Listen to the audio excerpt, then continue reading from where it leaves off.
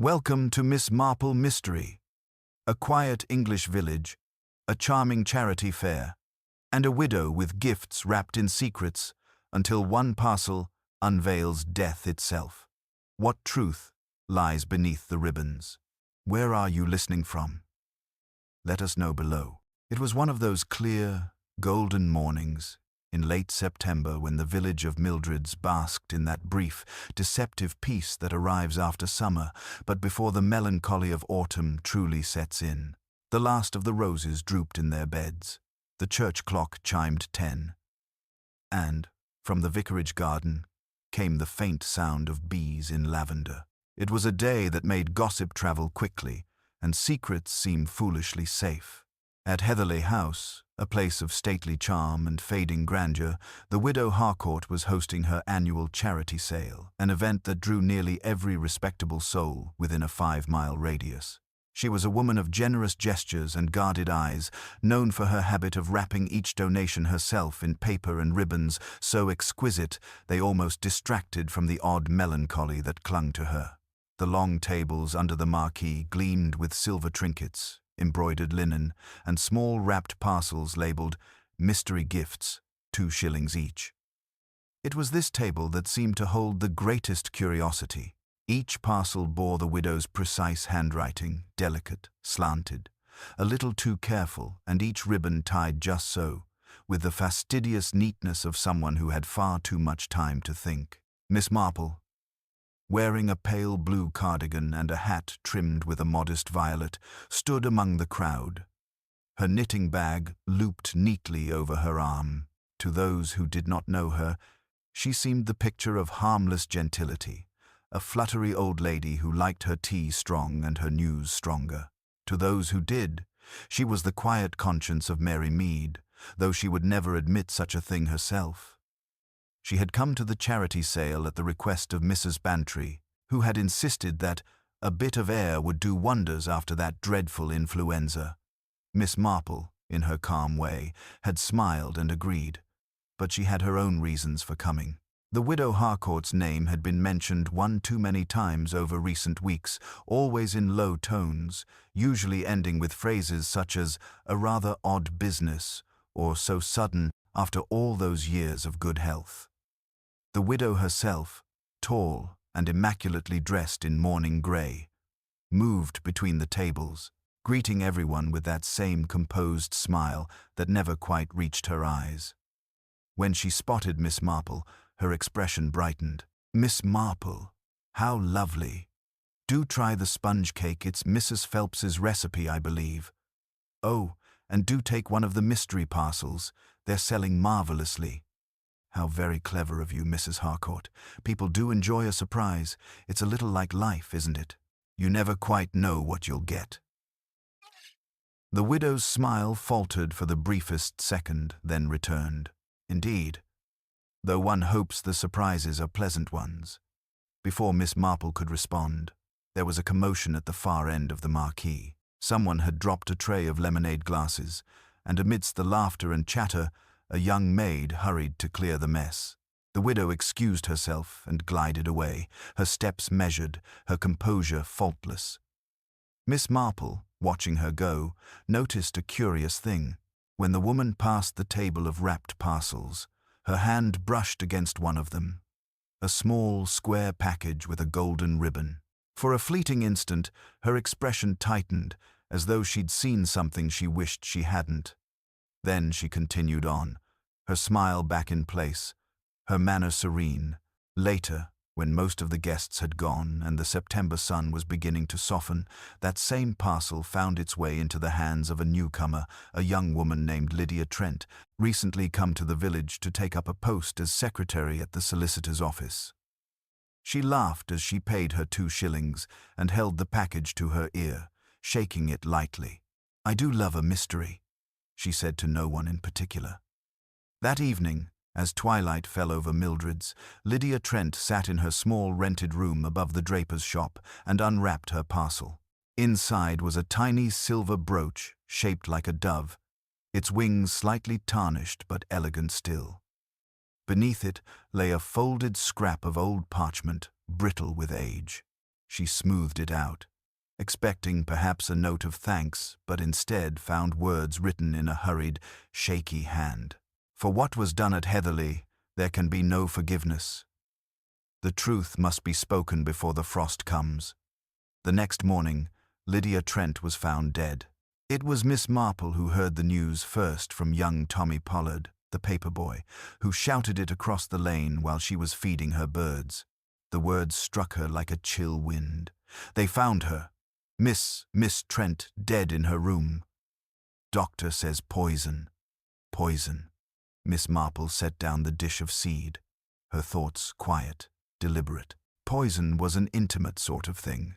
It required proximity, patience, and above all, understanding of human weakness. She walked slowly toward the lane that led to the high street, her knitting needles clicking softly in her bag. Somewhere in her mind, a familiar web of patterns began to take shape, not of fibers and yarn, but of human deceit. At the far end of the street, a constable's voice rang out, sharp and nervous. Villagers clustered like sparrows, their chatter quick and uncertain. By the time Miss Marple reached the crowd, the widow Harcourt had already fainted. The lane outside the draper's door seemed to tilt toward the upstairs window, as if all Mildred's leaned to listen. News had already embroidered itself. Lydia Trent had taken her own life. No, she had been poisoned. No, it was Polish. By the time Miss Marple reached the step, she had been killed several ways in several mouths. Miss Marple stood and let the tales pass her, like wind round a hedge. Colonel Hartwell arrived with a clack of stick.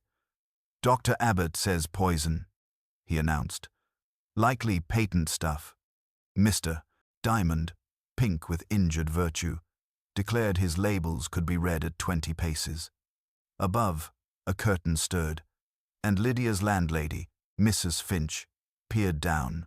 The constable hovered, trying to grow taller than the excitement. He did not succeed, and the excitement wore his helmet like a trophy. Mrs. Bantry found Miss Marple's elbow.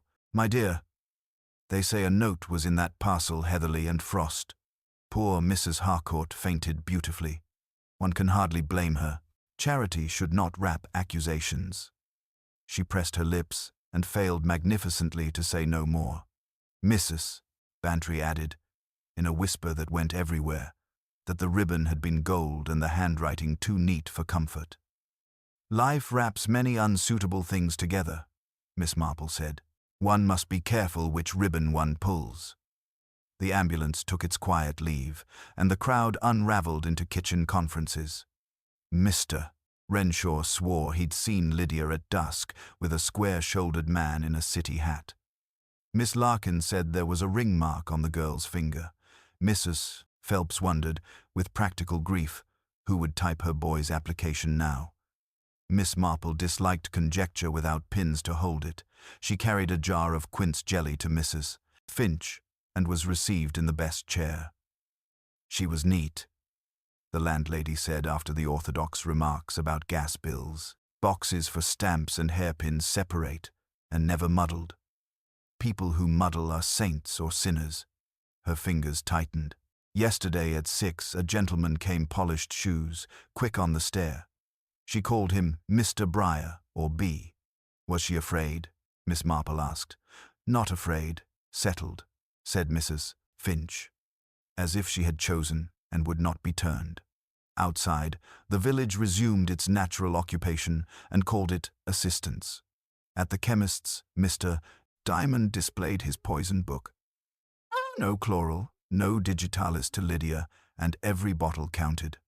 At the post office, Mrs. Cutter confessed to no telegrams, but hinted that some letters stood up straight. Colonel Hartwell telephoned the county, loudly. Miss Marple walked home by the longer way, past blackberry hedges and the vicarage where bees wrote warm, illegible sentences. The note's words walked beside her. What was done at Heatherley, before the frost comes? Frost preserves and frost kills. Old grievances are put up like jam and taken down when required. The widow's gloved hand hovering over the parcels, the tiny flinch returned to her like a pendulum. The bees seemed to underline each thought with a steady, droning patience that people rarely managed. At her gate a motorcar drew up and idled. The widow Harcourt sat within, upright and careful, veil lowered. She raised it an inch. Beneath elegance lay a face rubbed thin by the past. "Miss Marple, I am most distressed," she said. "I cannot bear that the parcel table should be mixed with horror. If you have a moment, I should be grateful for your counsel." "Come in," Miss Marple said gently. "A kettle has more patience than a lane. There is something you ought to know about Miss Trent," the widow went on, voice low and even, "and about Heatherly, which people discuss as though it were a stage and I its scenery. Truth dislikes an audience. I would prefer it, however difficult." "Truth is obstinate," said Miss Marple, "but it keeps appointments if invited civilly." She opened the gate wider. The widow hesitated, then inclined her head and stepped down, as one might before lifting a lid that could reveal either lace or a knife. The afternoon seemed to hold its breath, and Miss Marple felt the case step neatly, inevitably, into her parlor. The kettle sang softly while the widow sat at the edge of Miss Marple's chintz sofa, her gloves still on, her posture rigid as porcelain. The old clock on the mantel ticked between them, marking seconds that seemed to lean forward expectantly. Miss Marple poured the tea, careful and silent, for she knew the first words in such conversations were often the ones people rehearsed least and meant most. "I hardly knew the girl, Mrs. Harcourt began, her voice measured, though her fingers trembled faintly against the teacup. "She came to Heatherly once, about 6 months ago. Something to do with papers from my late husband's estate. She was new then, all enthusiasm and tidy manners. I remember thinking how young she looked to be working in such a dry profession." Miss Marple nodded, her knitting resting on her lap. "And yet she made quite an impression." A pause followed. "Yes," the widow admitted. "She asked too many questions. About my husband's death, about certain transactions. I told her everything had been settled years ago. But she seemed unconvinced. She even asked to see his study, claiming she wished to verify signatures for a missing document." "Did you show her, Mrs. Harcourt hesitated. "Of course not. I told her it was unnecessary. My husband's affairs were my own, and the matter was closed." The teacups clinked faintly as Miss Marple leaned forward, eyes kind but alert. "Forgive me, Mrs. Harcourt, but people rarely ask about the past unless someone has told them there's something worth finding." The widow's composure flickered. "You mean gossip?"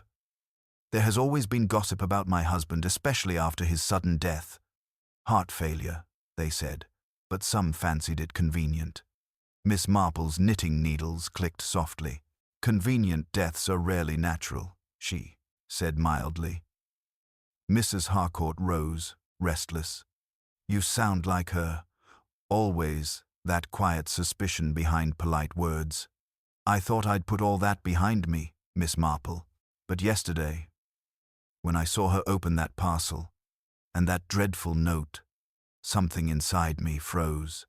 Whoever wrote those words knew something they shouldn't, or wanted others to think so," Miss Marple murmured. "There's quite a difference between truth and the appearance of it." The widow turned sharply, her tone trembling with something close to anger. "You think I killed her, don't you?" Miss Marple didn't flinch. "My dear, I think nothing yet. But I've lived long enough to know that people often hide what frightens them most, even from themselves." The tension broke like a fragile thread. The widow's shoulders sagged, her eyes dim with fatigue. "He wasn't kind, Miss Marple. My husband. Not kind at all. There were things he did, letters he sent, that might have ruined others. When he died, I burned them all to save reputations. I thought it the Christian thing to do." She clasped her hands tightly. If Miss Trent found mention of those letters, she might have believed there was blackmail. But there wasn't. Not after he died. Miss Marple regarded her steadily.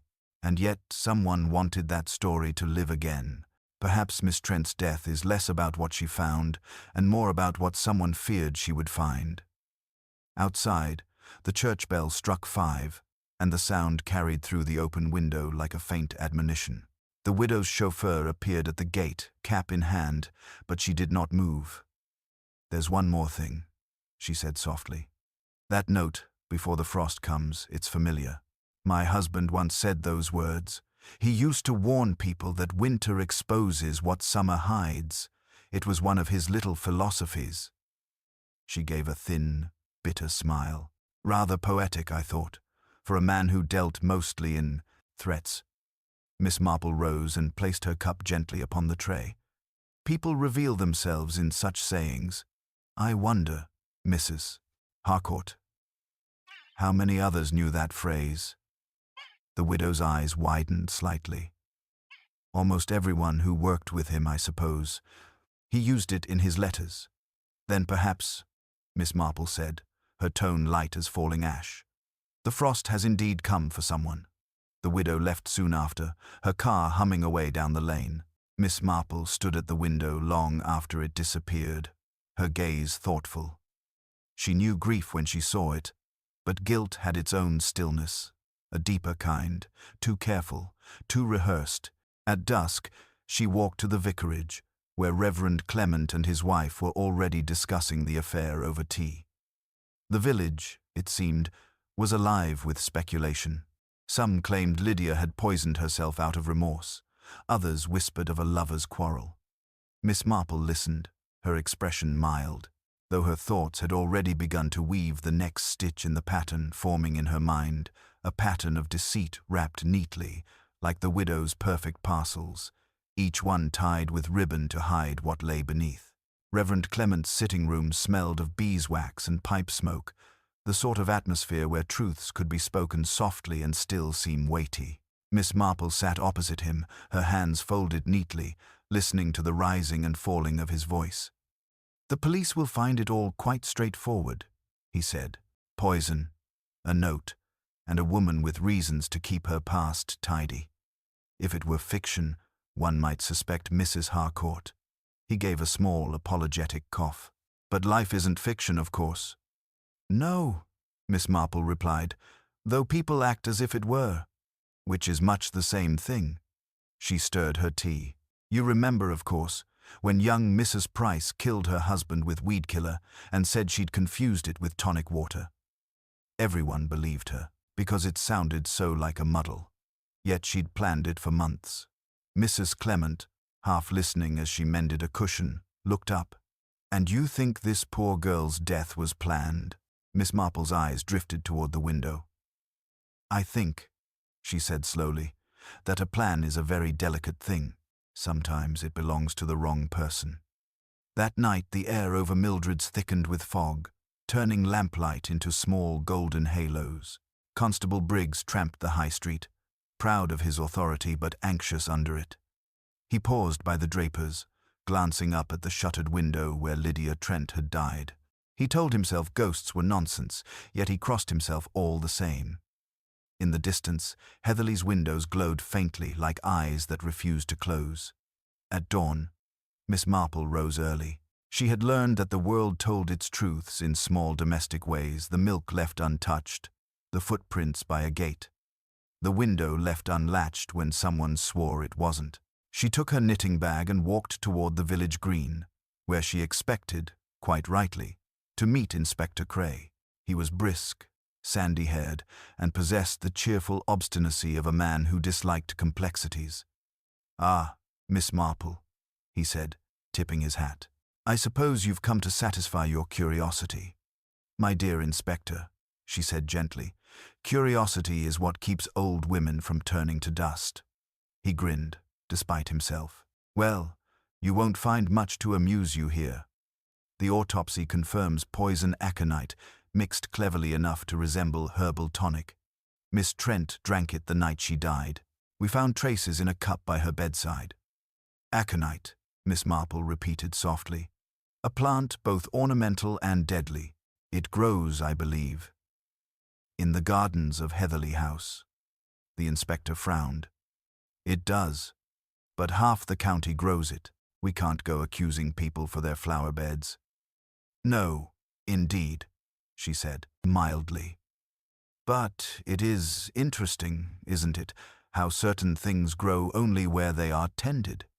He gave her a sideways glance, uncertain whether to be amused or alarmed. You think Mrs. Harcourt did it? I think Mrs. Harcourt has lived too long with other people's secrets, she replied.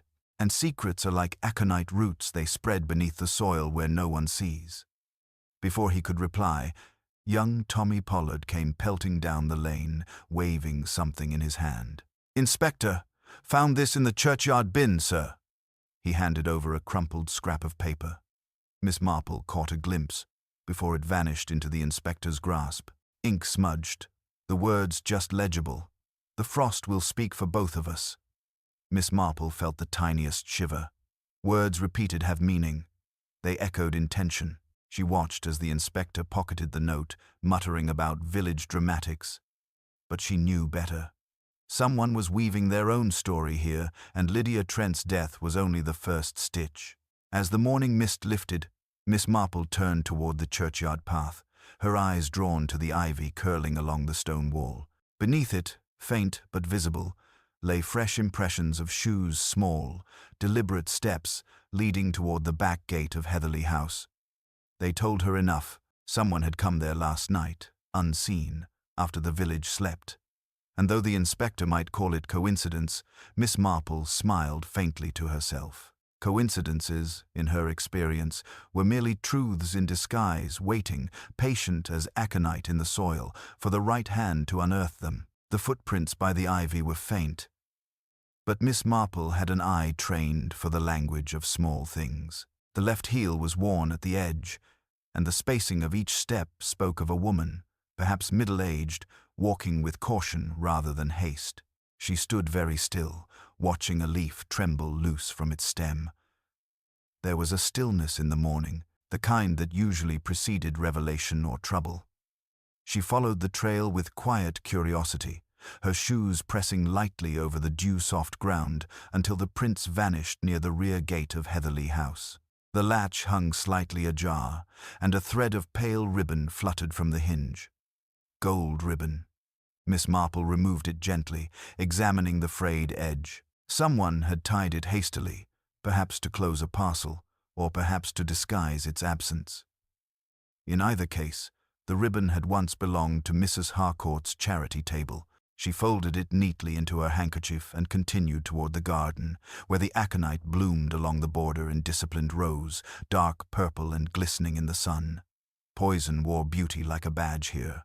Inside the house, a maid's startled expression greeted her at the door. "Oh, Miss Marple, madam's in the drawing-room. She said she expected you." "Did she, dear? How very convenient," Miss Marple said, following her through the corridor. She caught the faint aroma of polish and violets, and under it, something sharp, perhaps disinfectant, perhaps nerves. Mrs. Harcourt sat near the window, her posture composed but her face pale. "I knew you'd come back," she said softly. "You're the only one in this village who listens before accusing." Miss Marple smiled faintly. "Listening, my dear, often saves one the trouble of speaking too soon." She took the chair opposite. "I found something this morning by your back gate." Mrs. Harcourt's eyes flickered. "The police have already searched my grounds." "I imagine they did," Miss Marple said, "but they rarely notice ribbons." She drew out the golden thread and laid it upon the table. The widow's fingers tightened on the arm of her chair. "It must have blown there from the fair," she said quickly. "You know how the wind scatters things." "The wind rarely ties knots," Miss Marple replied gently. "Tell me, Mrs. Harcourt, did you visit the churchyard last night?" The woman's breath caught audibly. For a moment, silence swelled between them, thick as fog. Yes," she admitted at last. "I went to my husband's grave. I do, sometimes, when I can't sleep." "Was that before or after you saw the note Lydia received?" The widow hesitated. "After," I couldn't bear the thought of his name dragged through mud again. You must believe me, I didn't harm that girl. I do believe you, Miss Marple said softly, but I'm not sure everyone else will. Before Mrs.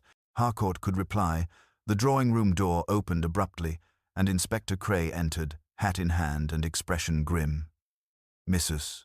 Harcourt, Miss Marple, he said, nodding curtly.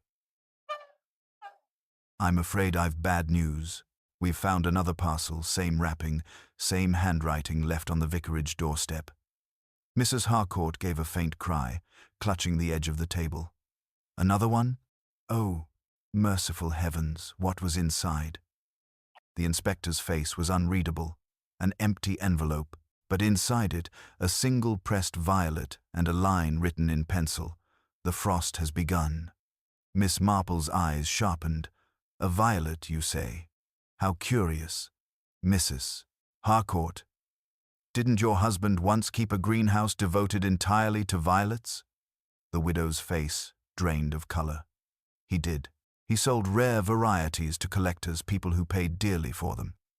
Indeed, Miss Marple murmured, and I dare say one of those collectors might have reason to dislike him even years later. The inspector frowned. You think this could be revenge? After all this time? Revenge, said Miss Marple thoughtfully, has no calendar. It ripens slowly, like fruit left too long on the branch. I think we must find who sent those parcels first, not who wrapped them. The inspector nodded reluctantly. I'll question the postmistress again. Perhaps someone noticed an unusual delivery. As he left, the widow slumped back in her chair. Miss Marple, will this ever end? Oh, it will, she said gently, rising to her feet, but not until we discover who truly knows what happened at Heatherley before the frost came. Outside, the wind shifted, carrying with it the faint scent of violets and something darker still. Miss Marple paused at the gate, her mind already turning over each thread, the ribbon, the footprints, the aconite, and now the violet pressed like a signature of guilt. Somewhere in that delicate arrangement, she knew, lay the truth folded, sealed, and waiting to be unwrapped. The evening came down like a slow exhale, laying a pale silver over the thatched roofs and hedges of Mildred's. Lamps glowed softly behind lace curtains, and the village seemed to whisper around its own fear. At the vicarage, the second parcel lay sealed inside a police evidence bag upon the table, the violet within now withered and bruised at its edges. Miss Marple stood beside it, knitting needles motionless, her gaze fixed on that single, crushed petal as if it were a sentence waiting to be read aloud. Inspector Cray, still restless from the afternoon's discoveries, paced the room. It's got to be someone who knows the house, knows the widow, and knows her husband's affairs. The way those notes talk, personal, deliberate, someone's playing with her nerves. Miss Marple gave a faint nod. Yes, quite deliberate. A woman, I should think. The violet is a sentimental touch, not a threatening one, at least not in the masculine sense. He stopped mid-step. A woman? You're sure of that? As sure as one can be about human nature, she said gently. Men threaten with force. Women prefer subtler punishments, emotional ones. A violet pressed into a letter is an old habit of certain kinds of ladies, those who nurse wounds and remember slights. Mrs. Clement, who had been hovering with a tray of cocoa, frowned. But what could Lydia Trent have to do with Mrs. Harcourt's past? She'd only been in the village half a year. True, Miss Marple murmured, but she may have known someone who'd been here before. Inspector Cray looked up sharply. Someone connected to the late Mr. Harcourt? Perhaps. Or perhaps connected to one of his letters, Miss Marple replied. Mrs. Harcourt said she burned them, but I suspect not all were hers to destroy. Letters have a way of surviving their writers, especially the dangerous kind. The inspector muttered something under his breath about damned gossip and paper trails and reached for his coat. I'll speak to the solicitor first thing. Maybe there's something in the old files that points to a client with a grievance. When he'd gone, The vicarage fell into that peculiar hush that seems to come after important words are spoken. Miss Marple finished her row of knitting, then placed it neatly on the arm of the chair. "Mrs. Clement, would you be so kind as to lend me a lantern? I think I'll take a short walk before supper." The vicar's wife hesitated. "At this hour, my dear, it's nearly dark." "Darkness," Miss Marple said softly, "can sometimes make the truth easier to see." 10 minutes later, the soft glow of her lantern bobbed along the narrow path that led back toward the main road. The hedges were high, their shadows restless in the wind. She paused at the corner near the post office, where a flicker of movement caught her eye, a figure slipping out of the back door, wrapped in a shawl. Miss Marple stood very still, watching as the woman turned onto the lane that led to Heatherley House. It was Mrs. Cutter, the postmistress. Miss Marple followed at a careful distance, her steps soundless on the gravel. She saw the woman pause at the widow's gate, glance around nervously, and then slide a small envelope through the slot in the door before hurrying away. When the street was empty again, Miss Marple approached and bent to examine what had been delivered. Through the narrow slot, she glimpsed the corner of paper and, faintly visible under the lantern's beam, the edge of another violet pressed against it. She did not touch it. Instead, she turned back the way she came, her expression thoughtful. Mrs. Cutter had always been a tidy woman, precise to the point of pride. She was also known for her discretion and for her friendship with the late Mr. Harcourt, which in the old days had been spoken of as friendly, in the way only small villages understand the term. By the time Miss Marple returned home, the pattern was forming with painful clarity. The parcels, the notes, the violets, each a small revenge wrapped inside a kindness. Someone had been sending reminders, not threats. Lydia Trent's death had been the interruption of a game that was never meant to kill. She lit her fire and sat quietly before it, eyes distant. "Human nature," she murmured to herself. "Always so tidy in its untidiness." She could almost hear Mrs. Cutter's voice, brisk and moral. "Some letters stand up straight." And now Miss Marple understood exactly what she'd meant. There were letters, real ones that had never been delivered, and one of them had finally reached the wrong pair of hands. Morning broke grey and damp, a soft drizzle blurring the outlines of cottages and hedgerows. Miss Marple stood by her kitchen window, pouring tea with one hand and folding the corner of the morning paper with the other. The headline, printed in sober type, read, "Postmistress questioned in mystery parcel case."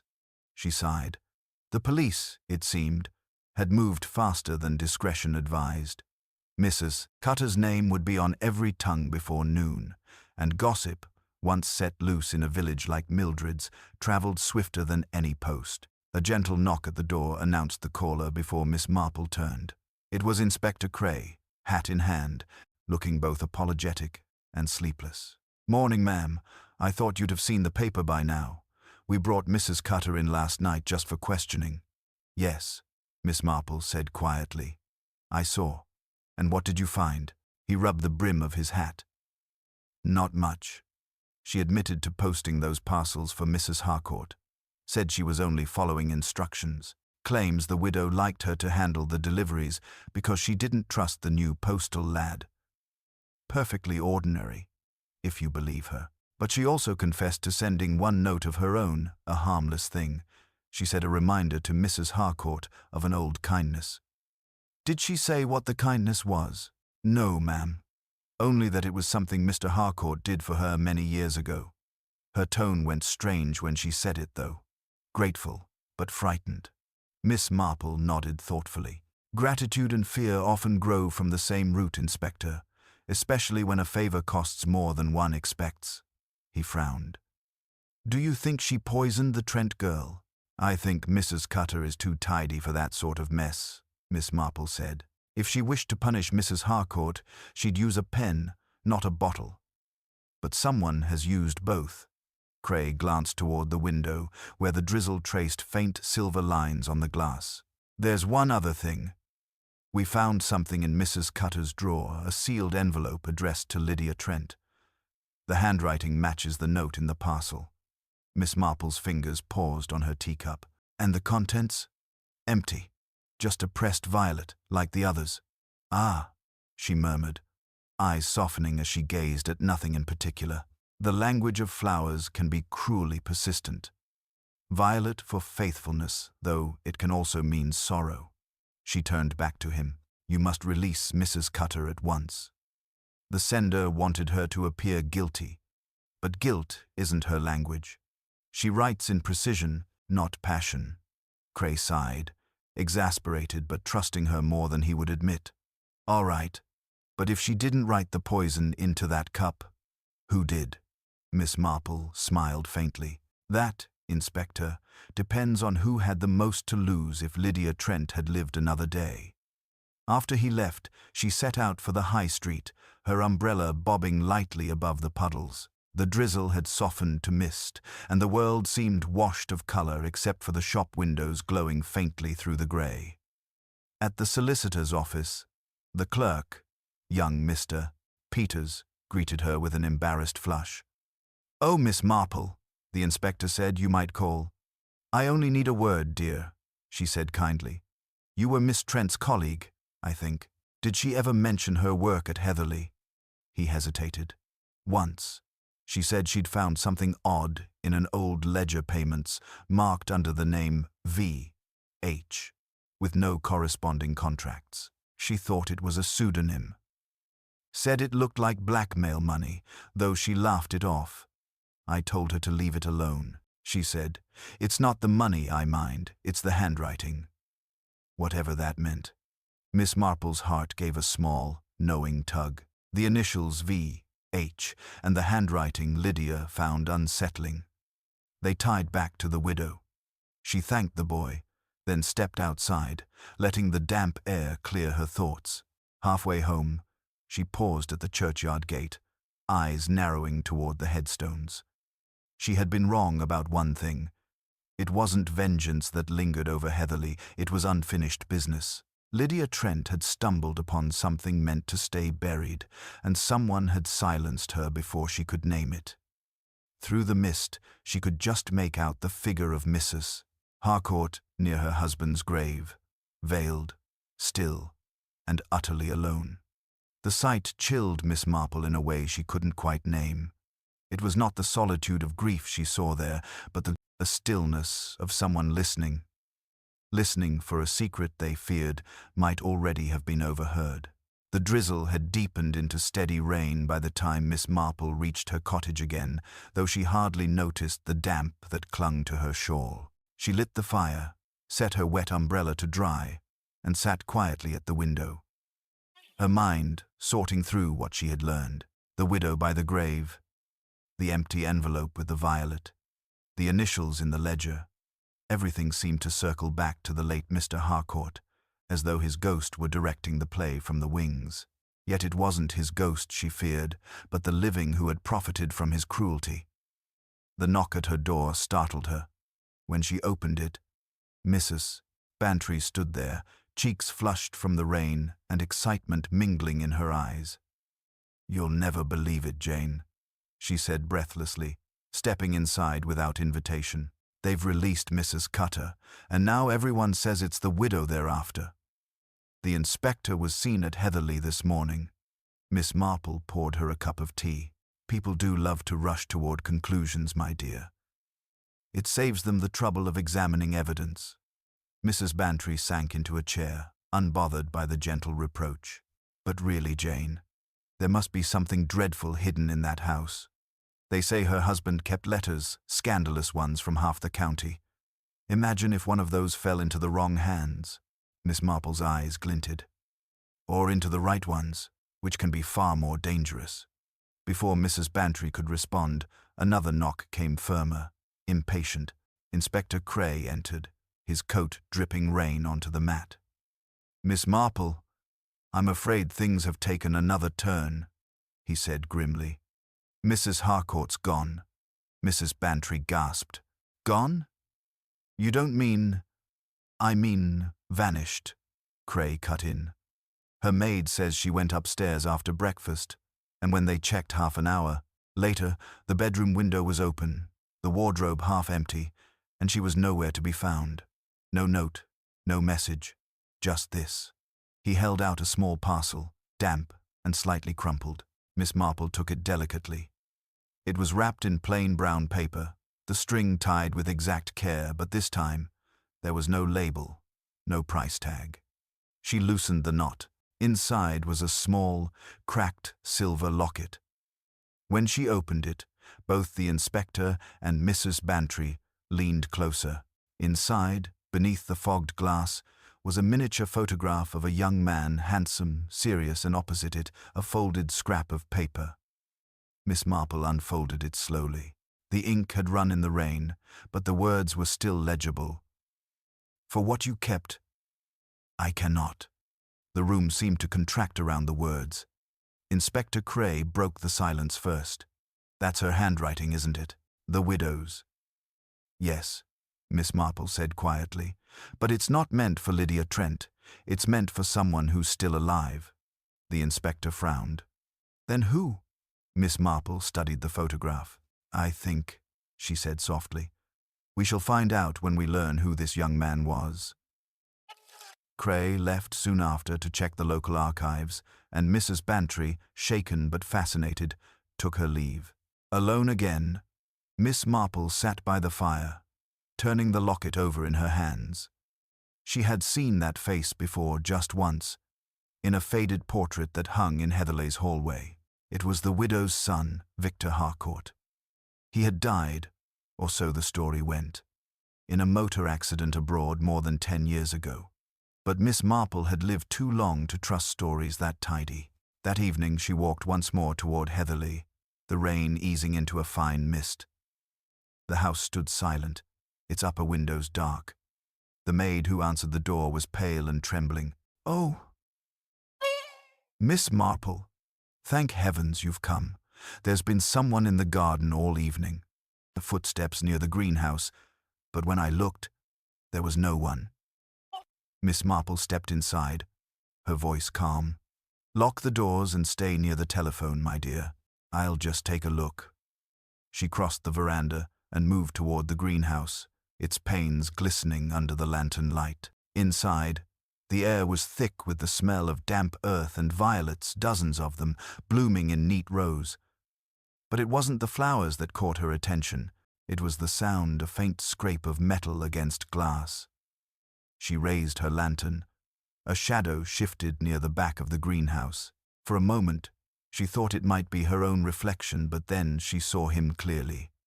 A man in a long coat, his face gaunt, his hands shaking as he held a small bottle.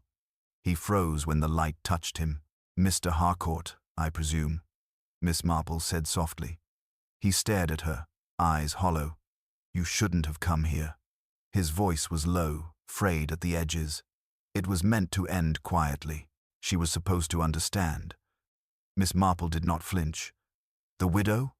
He nodded once. "She thought I was dead. She wanted it that way. But she kept my father's letters, all of them. He ruined people, you see. Blackmail, deceit. She swore she destroyed them, but she lied. Lydia Trent found the truth and threatened to expose it. So He stopped, breath shaking. "I only meant to frighten her. The poison was never meant to kill." The lantern light flickered between them. Miss Marple's face was calm, but her voice was quiet steel. "Murder never is, Mr. Harcourt, but it ends that way all the same." He sank onto a bench, the bottle slipping from his hand to the floor. "I thought if she saw the notes, the violets, she'd understand who was behind it. But she didn't. She just looked at me like a stranger. And now she's gone again." Miss Marple's heart softened, but her tone remained firm. "You cannot undo what's been done. Only tell the truth while there's still time." From the path came the sound of voices, Inspector Cray's among them. Miss Marple turned toward the door. "You'll come with me now, Mr. Harcourt. The frost has come, as your father used to say, and it's time the truth was uncovered." He looked at her then, something almost like relief crossing his face. "Tell her I didn't mean it," he whispered. "I think she already knows." Miss Marple said gently, When the inspector entered moments later, the greenhouse stood still, except for the faint rustle of violet petals falling, one by one, like quiet confessions to the earth below. The air inside the greenhouse felt colder once the voices faded and the lantern light steadied. Victor Harcourt sat motionless on the bench, his shoulders bowed, the faint tremor in his hands the only sign of life. Inspector Cray stood by the door, the rain dripping from his hat onto the stone floor, uncertainty shadowing his usually decisive face. Miss Marple, her shawl damp with mist, watched the man before her with quiet sadness. She had seen many such moments, the unraveling of years of lies into a single thread of truth. And they were never satisfying, only inevitable. "I suppose you'll want me to sign something," Victor said finally, his voice dull but steady. "A confession, perhaps." Cray's tone softened slightly. "That depends on how much truth there is left for you to tell." Victor gave a weary smile. "All of it, Inspector. All the wretched truth that's been festering since before I left England." He rubbed his temple with a shaking hand. "My father was not merely cruel, he was deliberate. He preyed on people's weaknesses and called it business. When the scandal broke, my mother begged him to stop, but he wouldn't. She found letters evidence that could have ruined half his clients and threatened to destroy them. He laughed at her, said they were his insurance. That night, he died, and everyone said it was his heart. Miss Marple's eyes never left him. But it wasn't, was it?" He looked up, startled. "No, it was aconite, just as you've already guessed. My mother mixed it into his tonic. She did it to protect others, not herself. She thought she'd done a noble thing. And I helped her bury the truth. We told the doctor he'd collapsed suddenly. No one questioned it." He pressed his palms together, his voice breaking slightly. But she could never forget. Those letters haunted her. When I went abroad, I thought she'd burned them, but she kept them hidden, tied with golden ribbon, the same kind she used for her charity parcels. Miss Marple's knitting bag lay beside her on the bench, the needles glinting faintly as though they, too, listened. "And Lydia Trent found them." He nodded slowly. "She was cataloguing old estate papers for the solicitor. One of the ledgers mentioned payments to a V. H. Me. She became curious, asked questions, came to see my mother. The next week, she had one of those parcels in her possession. Inside, it was a letter I'd written to my mother years ago, the one where I told her I knew what she'd done. Lydia thought it was evidence of blackmail, or worse, a confession from someone still alive. She came to me, demanding the truth. "You told her," Miss Marple said quietly. "I told her enough, but she threatened to expose it anyway, said she couldn't live with a lie, that the widow had deceived the whole village." He looked up, his eyes hollow. "I panicked. I wanted to frighten her, make her believe there were things she didn't understand. I slipped the aconite into her drink while pretending it was a sleeping draught. Just a small dose, I thought. Enough to make her ill, not to." He couldn't finish. Inspector Cray's pen scratched faintly in his notebook, but he didn't interrupt. The rain tapped gently against the glass panes, steady and unforgiving. Miss Marple's tone was calm, though her words carried weight. "Poison is like gossip, Mr. Harcourt. It never stops where you intend it to." He gave a hollow laugh. "You're right, of course. When I realized she was dead, I sent the other parcels to my mother, to the vicarage, trying to make it look as though someone else was behind it. I wanted her to think the past was rising up again, that she'd have to flee before it swallowed her. And she did." He bowed his head, voice barely audible. "But I never meant for any of this. I only wanted to protect her." Miss Marple rose slowly, her expression unreadable. "Protecting someone from truth is the cruelest form of love, Mr. Harcourt. It turns every kindness into deceit." The inspector stepped forward, placing a hand on Victor's shoulder. "You understand you'll need to come with us. There's a great deal to answer for." Victor didn't resist. He looked strangely relieved. "Yes, Inspector. I've been running from that night for years. Perhaps it's time it caught up. Outside, the rain had eased to a thin drizzle. As they led him down the path toward the waiting car, Miss Marple lingered by the gate, her gaze fixed on the dark windows of Heatherly House. There was no triumph in her eyes, only the quiet melancholy of one who understands too well the frailty of human nature. When she returned home later that night, she found Mrs. Clement waiting with warm tea and anxious questions. "It's true then?" the vicar's wife asked. "He killed that poor girl?" Miss Marple stirred her tea, the spoon clinking softly. "Not from wickedness, exactly. From fear. Fear that truth, once spoken, would undo what love had built. But lies, you see, are fragile things. They crumble the moment you touch them." Mrs. Clement nodded sadly. "And the widow? What will become of her?" "She'll return, I think," Miss Marple said after a pause. "She must face what she began. The frost has come, but frost preserves as well as kills. It will keep her conscience alive until she chooses to thaw it." They sat together in silence for a long while, listening to the slow tick of the clock and the faint hiss of the fire. Somewhere beyond the rain-drenched fields, a car engine faded into distance, carrying the last remnant of the Harcourt secret away from Mildred's. Later, when Miss Marple finally retired, she paused by her window. The moonlight lay pale over the roofs and gardens, turning the village into a study in stillness. Yet even in that quiet, she sensed the undercurrent of life returning, the ordinary resilience of people who would rise, gossip, and bake bread as though tragedy were merely another tale added to the village lore. She smiled faintly. "Human nature," she whispered, drawing the curtains, "always reaching for warmth after the frost." And in the garden outside, the first violet of spring had already begun to bloom, small, fragile, and unafraid. The days that followed passed in a hush, as though Mildred's itself were holding its breath.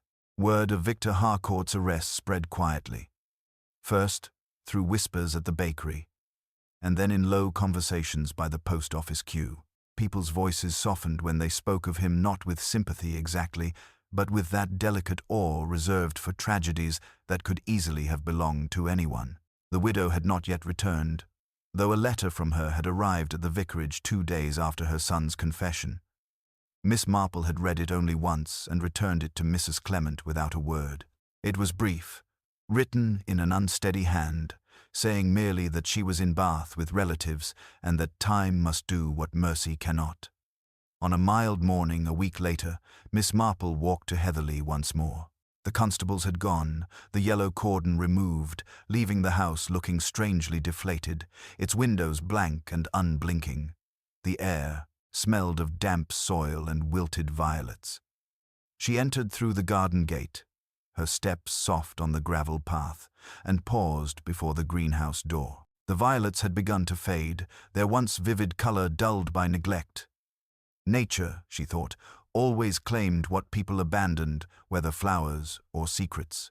Inside, she found Inspector Cray already there, hat off, his expression weary.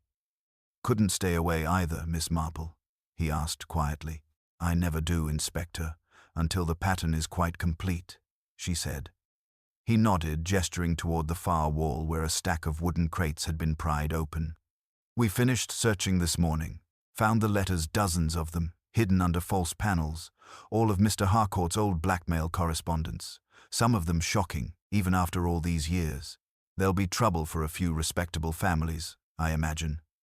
"Ah," Miss Marple murmured, "sin ages more slowly than people do." Cray gave a rueful smile. "I'll see to it they're sealed for now. No need to ruin more lives than necessary." He hesitated before adding, "Mrs. Harcourt's coming back tomorrow? She's agreed to speak to the Crown about her husband's dealings, though I doubt there'll be formal charges. They'll treat her gently." "I hope they do," Miss Marple said. "She's lived in punishment long enough." They stepped outside, the morning light softening the edges of the garden. The inspector lit a cigarette, then said, "You know, Miss Marple, I used to think murders were about greed or jealousy. something solid you could name. But this one feels like it started with kindness that curdled. Miss Marple's eyes drifted toward the hills. Kindness without honesty often does, Inspector. It begins with the best of intentions and ends with deceit, because people cannot bear to see those they love as they truly are. He regarded her thoughtfully. You're wasted in your cottage, you know. Scotland Yard could use someone with your head. She smiled, adjusting her gloves. My dear Inspector, I've lived long enough to know that justice has many forms. The Yard handles one sort, the soul another. That evening, she returned home to find a letter waiting on her mantelpiece, the envelope cream-colored and sealed with the faint scent of lavender. The handwriting, slanted and careful, was unmistakable. My dear Miss Marple, you have been both merciful and cruel, and I thank you for it. When you see my son again, if you ever do, tell him that I understood long before he confessed. I knew he was alive. A mother always knows. I only wanted him to stay hidden, to live untouched by what I had done. When Lydia Trent arrived, I saw the past creeping back, and I thought perhaps God was offering me one last trial. I failed it.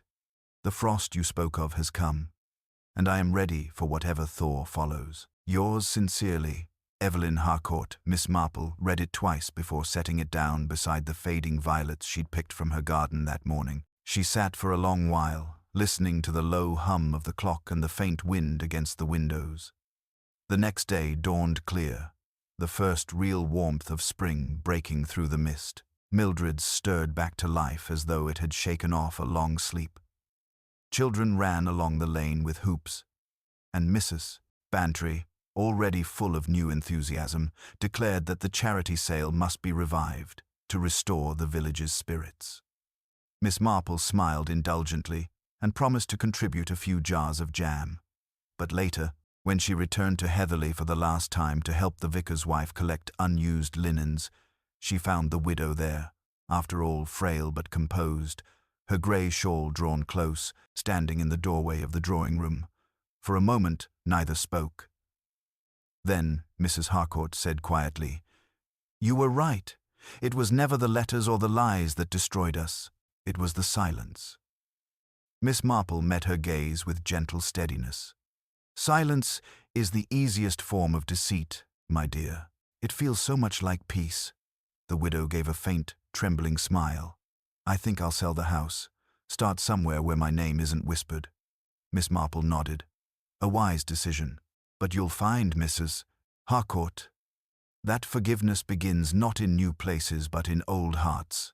When she left the house for the last time, Miss Marple paused at the gate, her eyes resting on the fields beyond, already bright with wild primroses. She thought of Lydia Trent, young and determined, who had wanted truth more than safety, of Victor Harcourt, whose love had turned desperate, and of Evelyn Harcourt, whose guilt had shaped them all. The human heart, she reflected, was not so different from a garden. It needed pruning, sunlight, and patience, or else it grew wild and poisonous. That night, as dusk deepened into velvet quiet, Miss Marple sat by her window watching the first stars appear above the church steeple. Somewhere in the distance, a nightingale began to sing. She closed her eyes for a moment, letting the sound settle around her like a benediction.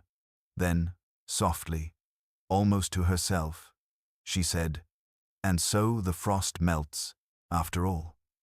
She picked up her knitting, the yarn pale as morning light, and resumed her work, her needles clicking gently in the rhythm of peace restored. In another week, Heatherley would stand empty, its windows shuttered, the garden left to the bees and the wind. But Mildred's would go on, as it always did, its gossip softening into memory, its wounds healing under the ordinary grace of time. And in Miss Marple's own small garden, where the violets had begun to bloom again, a faint trace of their scent drifted through the open window, sweet, delicate, and enduring, like the truth she had once unwrapped from its careful ribbon.